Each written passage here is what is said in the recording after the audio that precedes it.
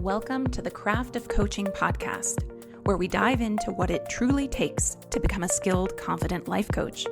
I'm your host, Kate, head of the CLCC, or Certified Life Coach Collective, an ICF accredited Level 1 coach training program.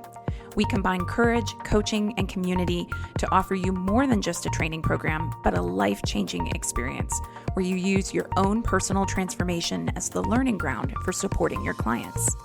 On this podcast, we explore how you can use coaching skills to support your clients or expand your own growth, all grounded in evidence-based coaching practices. Learn more about our program and get free resources for becoming a life coach at teamclcc.com. And now, here's today's episode. Okay, well, Megan Hale. Wow. We get to talk to you today for the Craft of Coaching.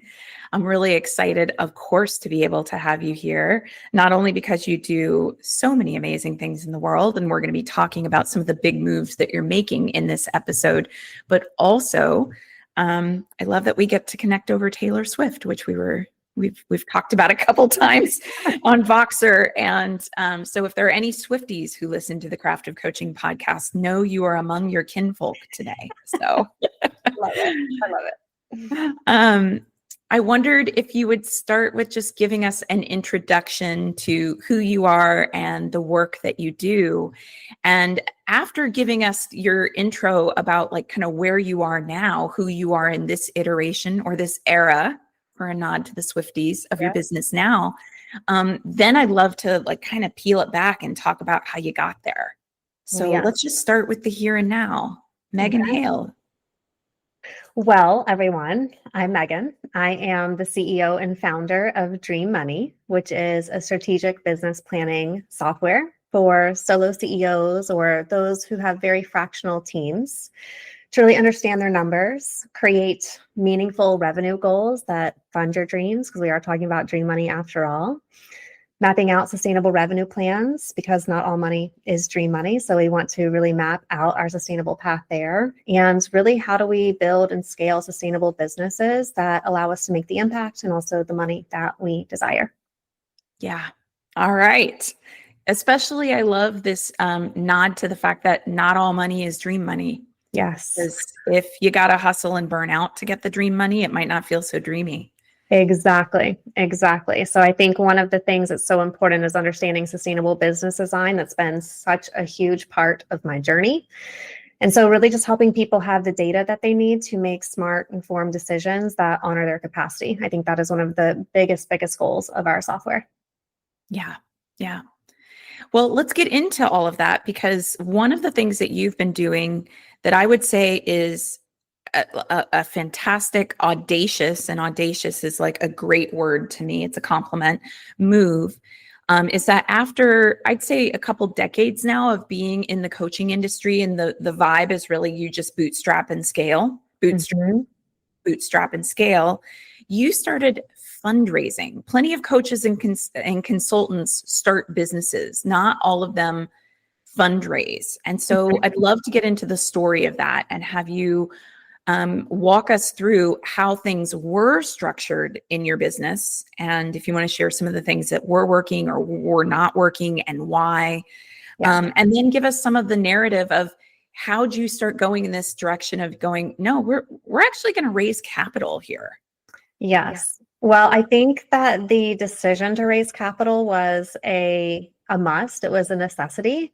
So in 2020, we had a really big launch for Dream Money. That was the first time that I really brought a lot of people into our platform. And I had the idea back then that I wanted to turn this into software, but I ended up working on a lot of different things for my business until I was really ready to pursue that goal. But in 2023, I started to realize like there was always going to be the next thing to do to build and grow the business that I currently had, which was Megan Hale Co. And I had to make the intentional decision to actually start prioritizing Dream Money. And so I didn't know anything about building software. I still don't know anything about building software, which is hilarious to me. But I'm what you call a non-technical founder, which is someone who has no software development experience, but is building a software company. And so I had to find a developer who could maybe even see if we could bring my dreams to life. And throughout that journey, I started moving into new spaces where instead of being a small business owner, I was starting to step into a founder's identity. And what I found is building a startup is a very different animal than building and scaling a small business. The expectations are vastly different. Your path to funding is also vastly different. And so I started to get curious on what this path could look like for me. And along that journey, I also found out that there is a lot of more grant funding available for people like me who are building innovative tech softwares. And at the time, I found myself in one of the most resource-rich areas, which is Omaha, Nebraska, who is trying to become known as Silicon Prairie, which I know is so cute, but it's true. And they have a lot of grant dollars for people who are building exactly what I was building. And so I realized pretty quickly that software is very expensive to build. My first proposal to build our platform was $300,000. Oh, wow. And so when you're looking at a bill like that, you're like, how in the world are we going to get there? So I decided to pursue grant dollars first, and then also accompany that with some fundraising efforts on top of that. So luckily, the grant fund that is available in Omaha is up to $150,000, which is huge. Like you don't see grants of that size hardly anywhere. Most grants are like 5K, 10K, maybe there's a few 25 or 50K. So I went all in on pursuing those grant dollars. We won our first 75K in 2024, which was amazing. So we won half of that grant. And then I went back and won the second half of it just this past year. So we've now been funded by grants by $150,000. But then I also wanted to tap my community as well to really buy into the vision and the platform that we're building. And so I led my first fundraising campaign in 2024 as well, where we generated another $25,000, which was great for just giving us some working capital to get things moving and going. And up until this point, I mean, I never even considered grant dollars. I never even considered fundraising. But when you're looking at building something from nothing, that money is going to have to come from somewhere. Yes. And I want to see if we can dive into that, because I'm so with you. I never would have thought that either. Yes. Like quite literally, you are, and we've been Facebook friends for a while. So I've had the opportunity to see behind the scenes of this journey because you're sharing it as it unfolds. Yes. And that was something that really made me go, whoa, girl. like I have never thought of this before. And, you said a moment ago that when you were presented with this challenge of this $300,000 bill, how in the world are we going to get there? Mm-hmm. And I wanted to zero in on that question because I think it's tied into all of this. There's a choice that you made at that juncture point. And I know there's so many people who they go, how in the world am I going to get there? Whatever their version of there is, maybe it's getting my first 10 clients. Yes. What do you think is going on in the head of Megan Hale that says, how am I going to get there? Well, I don't know, but we're going to get there. What is that about your psychology? What decisions are you making? Where are the places you maybe lean into courage over fear?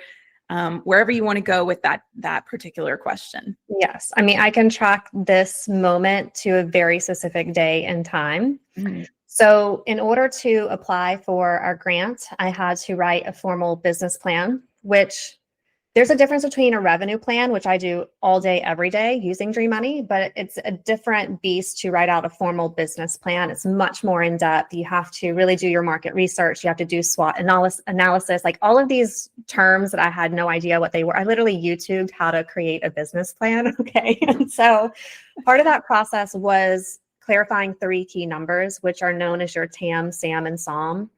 And if you're running a small business, you likely have never heard of these words before. You probably don't even know how to calculate them like I didn't either. But your TAM refers to your total addressable market, like how many people could potentially use your product in the world. And then your SAM is your, I'm going to forget the names of them, your total addressable market. I don't know what they mean, but there's three Sam, different. it is I'm looking at it really, really quickly. It's you're looking at the percentage of SAM you can realistically capture, and it stands for serviceable available market. Serviceable. Yeah. Thank you. Serviceable. Okay. So we have total, we have serviceable, and then we have serviceable obtainable. So out of the people like that are addressable, how many of those people could you actually obtain? Okay. And so you start with these really, really big numbers and you're getting smaller as it goes.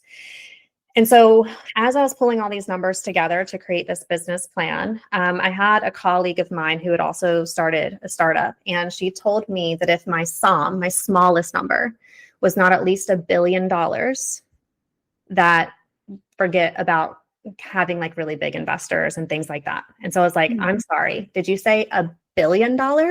Because I'm used to working in an industry where even having $1 million business is a very, very big milestone that the grand majority of women entrepreneurs do not reach. So this conversation was the first paradigm shift that I went through of starting to think on a completely different scale of what I was building.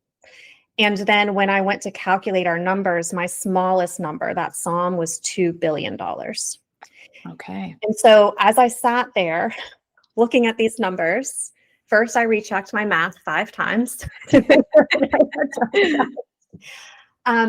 then I also started doing our financial projections, which you have to do, your anticipated 5-year projections for what this could look like. When I first started out, I thought maybe Dream Money could be a $5 million a year company. When I started to do these projections, that was our year 1 revenue. If we hit our revenue goals, we were at over 100 million in year 5 if we started trending in all the directions that I wanted. And I remember sitting there looking at those numbers. They were the biggest that I had ever seen, played with, more zeros, than ever before.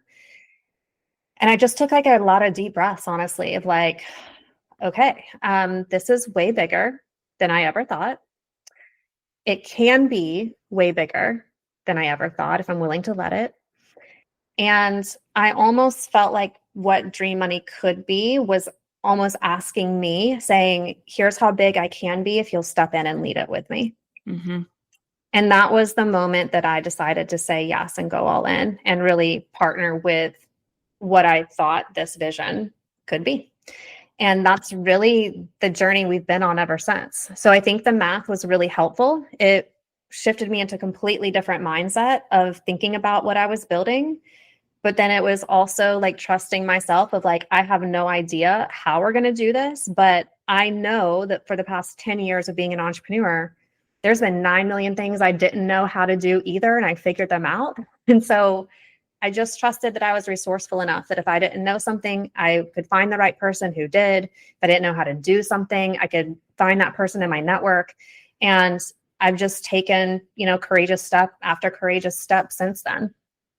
Well, I really think about this as, I hear essentially that this is a perfect example of how the goal isn't the goal, the journey along the way is the goal. Because what I hear is that like you had this wildly outside of your comfort zone goal. Yes. And you're sort of accepting this hero, not sort of, you're accepting the hero's journey and saying the process of going after this goal, even if we don't hit it, and everything you're telling me tells me you have the smarts and the strategic acumen to be able to hit it. But even if I don't hit it, life is calling me into this pathway. Yes. And I heard you say a moment ago that there's a shift into a founder's identity. Yes. I'm wondering, what do you see as the difference between the old identity you had and a founder's identity? That's the first time anybody's ever asked me this. I think when you're building a small business, for most of us, what that means is building a personal brand. Mm-hmm. And we don't really think about our exit plan.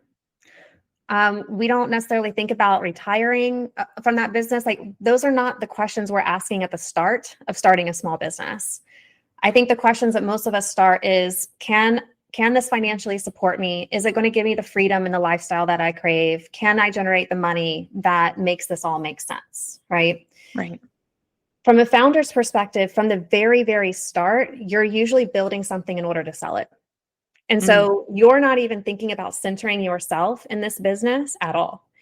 And so you're immediately stepping into a CEO role. Whereas I think as a small business owner, you start as a freelancer first, and you're graduating into that CEO role the longer you're growing and building your business and have to build more systems and understand how important the vision is of where you're going and all those things. So it's almost like an exact reversal of mhm. the founder's journey versus the small business owner's journey. And the other thing that's been really interesting is that people don't really expect you to be profitable from day Mm. one as a founder. Whereas I think that there's this huge fallacy that the expectation is you're going to be profitable from day one as a business owner. And if you're not doing that, you're failing. So it's just a completely different paradigm than I was expecting. So the founder's identity is, for me, one, starting to step into building something at a much larger scale than most small businesses, starting to see yourself in that CEO role immediately. You're building something in order to sell. And you're also thinking about hiring your first core team members who, when you sell this thing, you're going to probably make them really financially well off too. It's just a very different thing to do. And I'm still growing in that role and identity for sure. Oh, I love that. And, it's interesting because I have done a lot of I actually have HR certifications, and I've done fractional HR business partner work and organizational development consulting. And I remember, because I had worked corporate jobs before too. Yeah. And as somebody simply working in a corporate job, I had no idea that was the mentality. And I can tell you, having worked with people in leadership behind the scenes, now I understand that that's the mentality. But at that time, I did not. So you're describing such with incredible articulation, like what the goal is. And so now I'm actually really curious too, because you talked about the exit strategy. What is your vision for Dream Money? Yeah. I mean, my vision is to get this to $100 million company and sell it within 10 years. That's what I would love to do. So I'm building it with that in mind, and I'm thinking about what we need in order to be positioned to do that and all of those things. So it's just a very different vision than I've ever had before. And the people I'm surrounding myself with and looking towards are also very different people too. Like it's been a really different trajectory that I stepped onto like this past year. But it feels good to know, like, legacy is very important to me, and like just to know that I can build something that can go on without me and continue to impact small business owners in ways that I don't think my coaching business could have ever done, is really cool, and it's really exciting. Yeah. And I mean, you had a successful coaching business. Yeah. So, and I see it as, I will drop this in because I have felt like, knowing we were going to talk about this big vision, and the back of my mind, I have also felt a sense of, I want to make sure that we make all of this relevant to the new or emerging coach who maybe is only a couple years in, and they're going, I can't even hit my first 6-figure year. Yes. This is way too much. But everything you're sharing to me is about adopting a certain a mentality. It's about facing the places where it's like, whoa, this is too big for me to hold, and going, no, actually, I will find a way to grow into being the person who can hold this, and so much more. Yes. I mean, I just have so many lived experiences of that being the case. And so I think, one thing that I can say is that stepping into a dream that's been this big, I thought that I would always feel like I'm so far away and so far behind, and that there's no way that this is possible. And I've actually felt the opposite. I felt like when we actually pursue something so much bigger, like even your failure is a success. Mm-hmm. Like there's so much more freedom to fail along the way. And that's honestly been one of the greatest gifts. But I think that the only reason that I have gotten here is because I've had so many life chapters where I have felt like things are so big for me to hold, or they're growing faster than I can expand to hold them, but also seeing the lived reality that I always catch up. And so it's almost like the more you're asking yourself to be stretched, you're going to end up stretching yourself to become that version. And I think sometimes we can't see that because we just don't have that lived experience. All we can feel is the stretch. We're not necessarily feeling the becoming. And I think the more times you have that experience of stretching and becoming, you understand what that process is like. And so for the people who are in the early stages, you're learning that becoming process right here, right now. I'm also hearing in what you share that you don't project, there is no evidence in the future because the future hasn't happened yet. And what I hear is that you don't try to project evidence in the future that is because it doesn't exist. But a lot of people do. A lot of people use evidence from the past and take that and say, well, this is how it will be in the future. And so what I'm hearing in what you share is that you've made a very conscious choice not to do that. And that is a powerful choice. That's the one, it's the proverbial car with the headlights that can only see 10 feet in front of it or 100 feet in front of it, whatever it is, but it can make the whole journey that way. I am really curious about, when we originally talked about this episode, I was going to ask you a question about time. Yes. And I want to slightly shift that because the question about time is like kind of how do you do all the things? Because I know you're a mom, you have a partner, you have a life outside of what you're creating here. I want to slightly shift the question, although time might be part of it, to how you are holding your nervous system through this. Because to me, what I'm hearing as we talk more is that it's less about how does Megan manage her time and probably a lot more about how does Megan play a visionary founder identity game of nervous system regulation as you take these big moves. Yeah. What's been interesting, like yesterday I had a kind of an intense nervous system day where I was feeling very overwhelmed. I was feeling behind. I feel like there's so many things to do of like, how are we ever going to get there? And what I noticed in that day, and I started going through a shame spiral too. And I feel like sometimes I'm like privy to shame. I saw this post the other day around how they did this study around kids and the tone that their parents use, like when they're like before age 6, and then how that tone really impacted how they approach situations. And I was like, did I get scolded a lot? Like when I was little, like where does the shame come from? But the awareness that I had is that I think in the early stages of my business, I had a lot of those days. A lot of those intense nervous system days, because I was still building nervous system capacity to be brave, to try things, to fail in public, all really scary things. And as I was reflecting yesterday, I was like, these are actually fewer and far between for me these days. And that was a really good awareness of like, yes, today is hard, but you're experiencing fewer and fewer of these, the braver that you become. So I think when I have a really intense nervous system day, I get my MO is to try and force my way through it of like, we can still be productive. We can still get things done. And what I have found is most helpful is to actually walk away from it and to trust that if I can give it the space and time that it needs, it's all going to start moving from a place of more flow. And so yesterday I did a lay flat, like literally just laid flat on the ground to do some grounding work. I did some EFT tapping of just talking myself through some things. I spent time with my family. I did some breath work and I just turned it off for the night and then came back fresh for today. I meditated the first thing this morning, did some more breath work, really got into some more vision exercises before I moved into strategy. And it's honestly just for me, like learning what supports you and when you need to use those tools. And you have to be in charge of using those tools. Yeah, it's really stepping into leadership over your own psychology.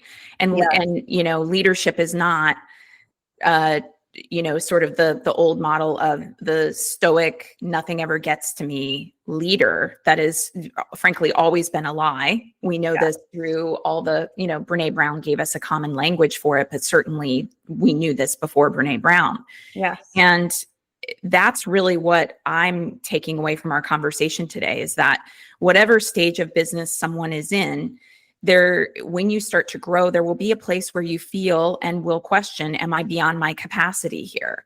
And it's really about when that fear arises going, okay, let me attend to it essentially. Let me actually resource myself. Yeah, I'm so glad that you used the word attend because that's exactly like yesterday. The other thing that I did is I also went into ChatGPT and I sometimes like to use chat as a brain dump place of saying, here's how I'm feeling. There's feelings of shame coming up. Like I really do attend to any of the shoulds and any of the shame as I feel them in my body of like, okay, we have to really hold space for this and see what's going on here and shift my mindset around it. Like that's my number one job right now.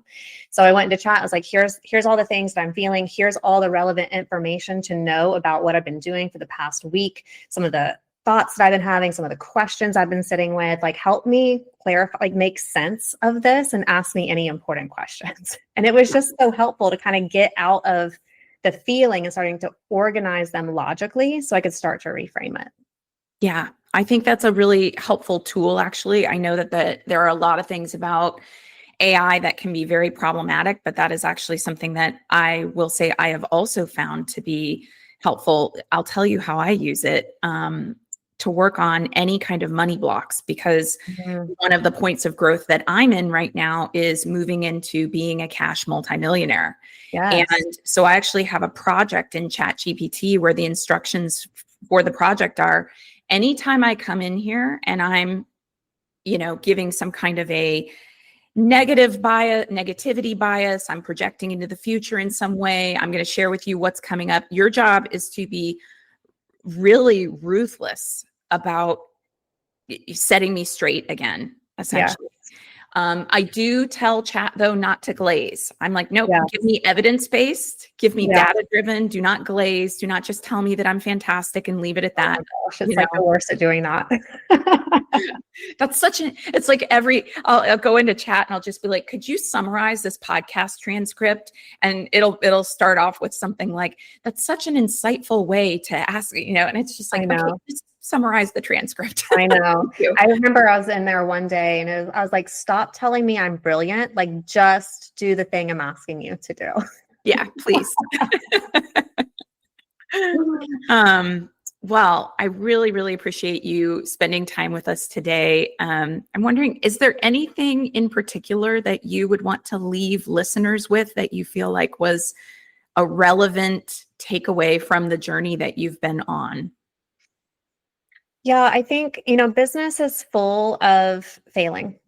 It really, really is. And I think the better you can get at failing and picking yourself back up, the stronger you're going to become for really making your dreams come to life. I can't tell you how many times I've had to rally around my vision and the things that I want to create, and also rallying around myself, that I'm the one that this dream is depending on and believes in, that I can actually do all these things. And so in the beginning, I really felt like something was wrong with me because I was having to rally so much.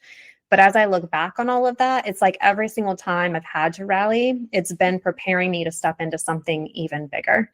And so if you're in that season right now where you just feel like you're trying a lot of things, I'm also trying a lot of things. There's a lot of things to figure out with growing something this big. And so I think if you can normalize the testing and normalize that as being a part of the process, normalize that you're going to fail a lot more than you're actually going to win, I think it just helps you keep a very balanced perspective on what this growth journey really is and how to find yourself inside of that. Yeah, absolutely. Yeah. And then the failures aren't even really failures because you get to learn from them every single time. Yes. I think that's the one thing that I've given myself is like not even believing in failure anymore. Like failure, there is no such thing as that. Yeah. So I'm always learning and I'm always integrating, and then I'm just taking the next right step. Well, it has been such a privilege to get some behind the scenes of this evolution. Really excited that you took some time today. Thank you so much, Megan Hale, for being with us on The Craft of Coaching. Of course. Thanks for having me.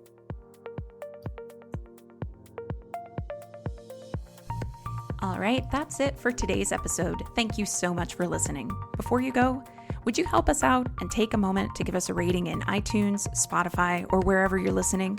It really helps us get the word out to other listeners.